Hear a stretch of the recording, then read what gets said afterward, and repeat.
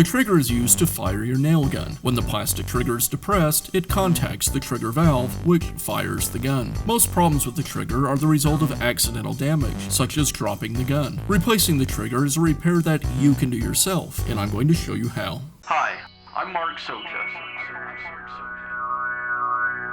Do-it-yourself repairs like these are easier than you might think. From lawn machines to cordless drills, kitchen mixers, Outdoor grills.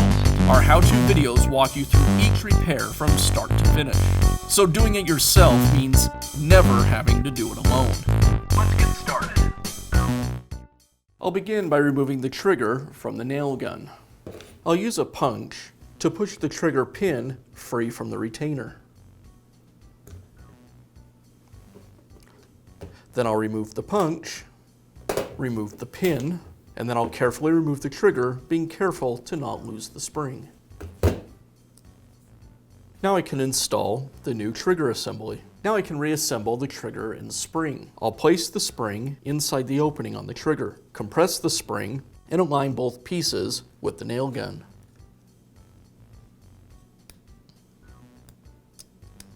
I make sure that I slide the spring over the top of the trigger valve.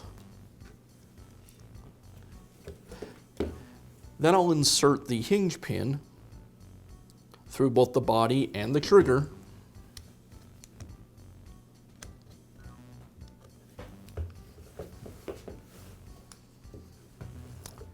And secure it with the retainer.